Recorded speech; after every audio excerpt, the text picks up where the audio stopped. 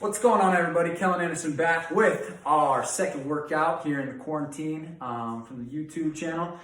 So tomorrow, Tuesday, 3:31, we have run, push-ups, run, single arm dumbbell rows or kettlebell or whatever implement that you have, run, and then 25 sit-ups.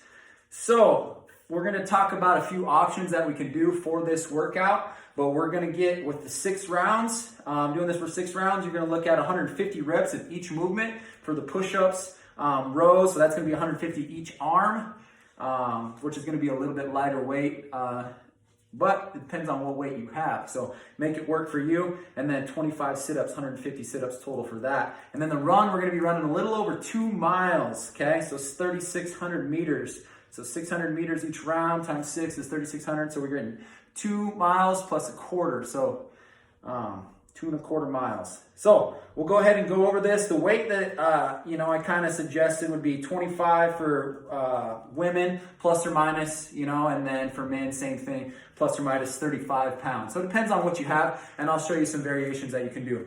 But so for running options, depending on your weather that you have, if you can go out and run, that's great. So you can kind of measure it off, just walk off 200 steps. Be kind of a nice walk for you. It's a nice night out here. If you don't have a run option, you could always do like calories on a row or a bike if you have that option as well. You could do jump squats. You don't want to get too deep because we did lower body emphasis yesterday. You could do mountain climbers, quick feet off like a stair. So for an option for that, so hey, here's a center block. So I can use this for my rows as well as my quick feet. So when you're thinking about a 200 during a workout like this, it's roughly going to take you about anywhere from 40 seconds, 35 seconds to a minute, depending on who you are. So it just kind of vary based on your ability and kind of know who you are personally. If you're a slower runner, maybe you're going to do this for a minute. If you're a faster runner, maybe you're just going to do it for 35, 40 seconds, probably more like 40 seconds. But anyways, like quick feet, you're just going to be light on your feet. Okay, you're just alternating your feet out here off the stair or the block or whatever you have. So just another option. I don't want you guys to think have a closed mind. You got to have an open mind with the situation that we're in right now. And then push-ups, of course, we're looking chest to floor, full lockout. Couple variations for that. So what we're looking for is make sure we keep those elbows slightly back. So if I'm doing a row, I want my shoulder blades coming back and together. That's the same thing I want on my push-up when I'm coming down, okay? Keep my shoulders in a good position. We don't want to do a bunch of push-ups, a high volume and reps in a bad position for our shoulders. We're just setting ourselves up for injury. So we want to stay in a nice straight line, keep the core tight, okay? I'm going to lower myself down, chest to the floor, press back up, okay? I'll do my 25 reps. You could start off with a normal push-up, or you could modify where you do eccentric down or controlled down, and then press up from the knees and then just reset. Or you can just stay in a modified position. Just make sure you stay, now with your hips back, but straight line from your shoulder hip to your knee. So those are your push-up options, pretty simple there. You can also elevate the push-up like on a chair or something like that. Just make sure it's a sturdy surface. And then you'll run 200 meters after the push-ups again. So run, push-ups, run, and then we get into our rows. So some options for our rows, right? We were looking to have a dumbbell or a kettlebell. So here's my kettlebell, a dumbbell, sandbag. I have a propane tank, a cinder block. There's multiple variations you can do. You can do bent over lateral raises. So don't overthink it. If you do have questions, just message me and we'll figure out something that'll work for you. So make sure that you're sitting, have a good neutral spine. You're sitting back in your hips, kind of this hinge position. But here I'm in a split position just because it allows me to be a little more balanced. A lot of times what happens if we're doing an unsupported row, a lot of times our limiting factor can be our low back. So you want to make sure you stay in a good position with that back, all right? So if it starts to bother your back, maybe you need to do a supported row where you have your hand set up on something as you row. Just make it work for you. Like I said, we don't want to make things work. We want to make it better.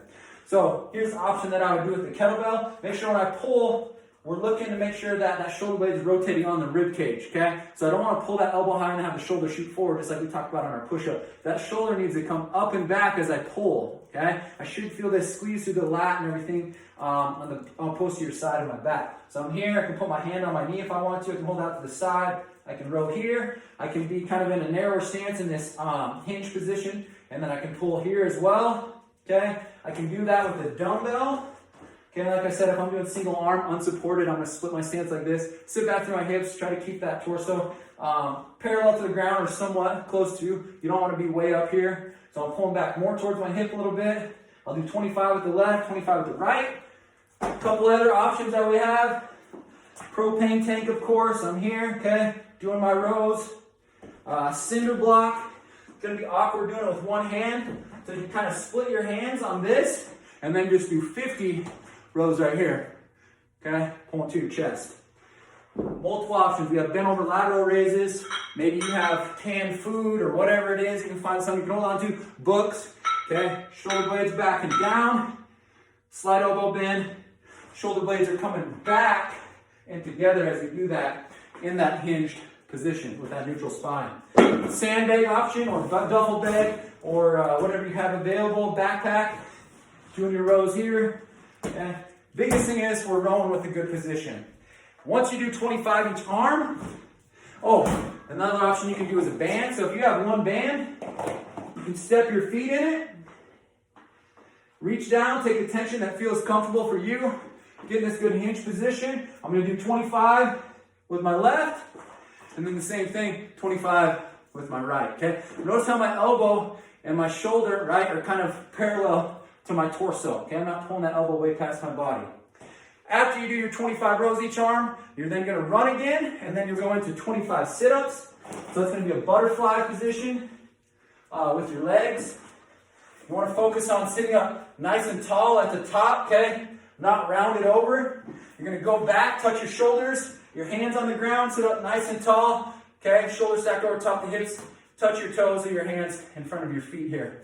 So I'm going back, 25 reps there. Once you're done with your sit-ups, you go right back into the next round. So run, push-ups, run, rows, run, and then sit-ups, doing that for 6 rounds.